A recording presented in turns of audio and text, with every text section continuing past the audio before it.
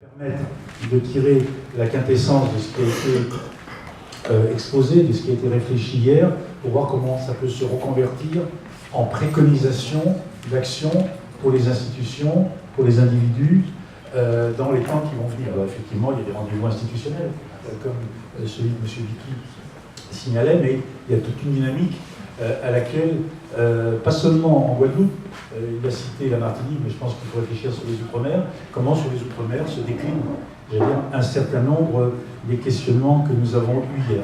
Donc l'idée, effectivement, sur cette table ronde, c'est de ne pas faire ce qu'on fait d'habitude en France, à savoir une série d'exposés, qui fait que le 4e ou le 5e est déjà endormi quand il commence son exposé, et que le public est largement endormi quand lui il commence. C'est tout sauf un échange. Donc on va essayer, j'ai demandé aux uns et aux autres, de ne pas communiquer en lisant un document, de ne pas faire un tunnel de 20 minutes ou 30 minutes, et je vais, comme animateur, modérateur, parce qu'il y a un peu con de me demander à moi de modérer quoi que ce soit, de les interpeller pour voir ce qu'il peut y avoir de transversal dans la réflexion des uns et des autres, c'est-à-dire, grosso modo, de tirer la quintessence des choses, et pas de tirer la couverture à soie pour dire des choses très crûment. Il ne s'agit pas de vendre telle ou telle institution, telle ou telle pratique. Ça n'a quasiment aucun intérêt dans ce lieu-ci, hein, dans d'autres lieux, bien évidemment.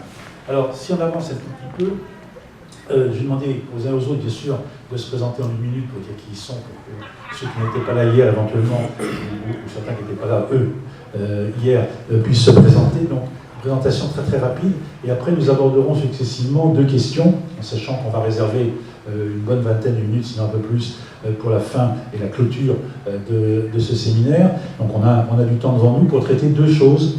La première, c'est quels sont les enjeux outre-mer des réflexions que nous avons pu identifier hier et sur lesquelles je vais revenir très très rapidement. Et deuxièmement, dans un deuxième temps, donc, on essaie de réfléchir sur des processus, des modus operandi, des dynamiques qui peuvent se mettre en place. Par exemple, Fabienne, hier, à juste titre, disait que le pendant de ce qui se passe au plan national, le Conseil national de protection de l'enfance, il serait utile qu'il se place une interterritoriale. On sait qu'on a l'expérience maintenant.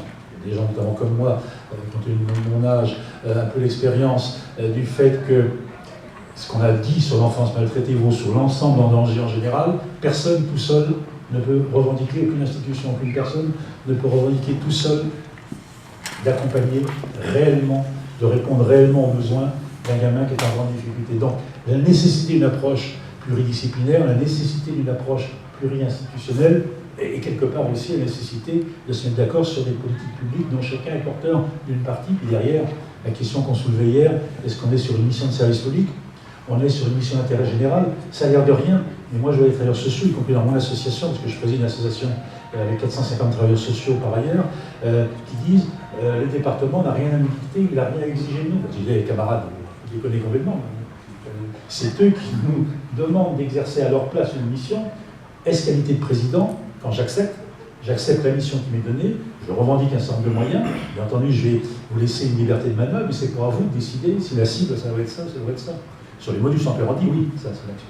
Alors tout ça pour dire qu'on aura ces deux temps, à la fois de vérifier si les enjeux nationaux et comment les enjeux nationaux peuvent se décliner au plan outre-mer, et deuxièmement de réfléchir à des modus operandi.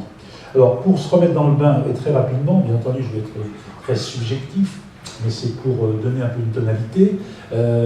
Hier avec notamment Fabienne, mais avec d'autres, Josiane et tous ceux qui sont intervenus sur le territoire, on a identifié un certain nombre d'évolutions, sinon de révolutions, et c'est important, c'est pas seulement un jeu de mots pour s'amuser, auquel l'action sociale moderne était contrainte, du fait des pratiques matrimoniales, des pratiques sociales, de l'évolution des sciences de la vie, de l'organisation de la gouvernance sociétale, des enjeux économiques, des crises, enfin leur passer des meilleurs, peu importe pourquoi, en tout cas, il y a une réalité, et ça vaudra dans 5 ans, dans 10 ans, dans 15 ans, eh bien, on est obligé d'adapter régulièrement les termes, les modalités des interventions sociales.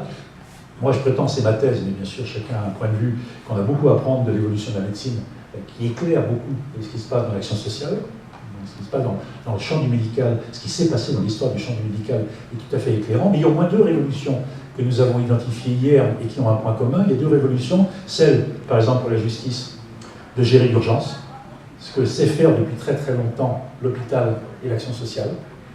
Or, dans la justice, la grande règle, c'est ce que mon frère me disait, qui était médecin par ailleurs, il n'y a pas d'urgence avec des gens pressés. Or, les gens, ils ont le droit de souffrir à l'heure où ils veulent souffrir et quand ils souffrent, et de faire des conneries.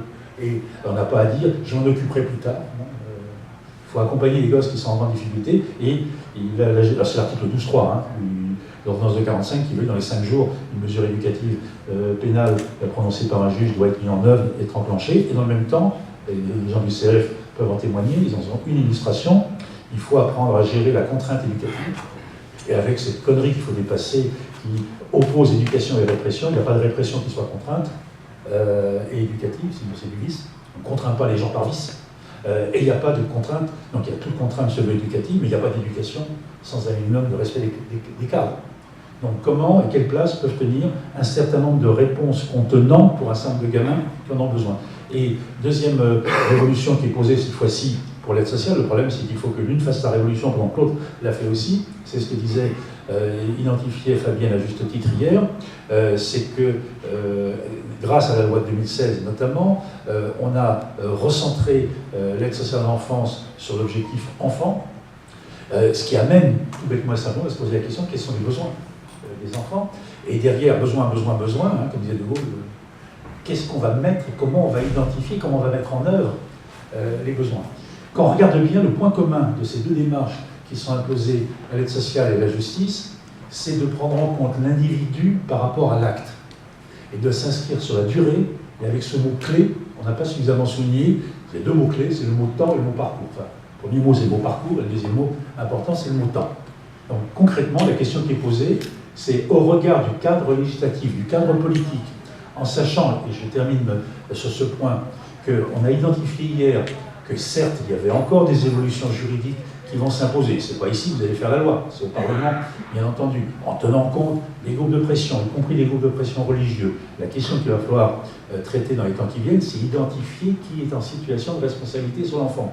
Mais à loi égale, concrètement, les termes législatifs nouveaux, de l'ordonnance de 45, de la loi de 2016 notamment, et d'autres dispositifs, la loi de 2005 sur le handicap, j'en passe et des meilleurs, qu'est-ce que ça doit, qu'est-ce que ça peut induire, qu'est-ce que ça doit induire, pardon, pour mettre les choses en ordre, dans vos pratiques professionnelles ou vos pratiques institutionnelles. C'est ça la question sur laquelle on va essayer de disserter ce matin, avec comme idée en fin de parcours de dire, ben voilà, de ce séminaire, il y a au moins 2 ou 3 idées qui ont émergé, et 2 ou 3 points de vue. Allez, je vous propose à toute vitesse, sur 1 minute, de vous présenter pour dire de quel lieu vous parlez. Et puis après, je vais vous poser une question, j'allais dire, transversale aux uns et aux autres. Qu'est-ce que d'hier, et d'une manière générale, de la réflexion que vous avez, vous tirez sur les enjeux territoriaux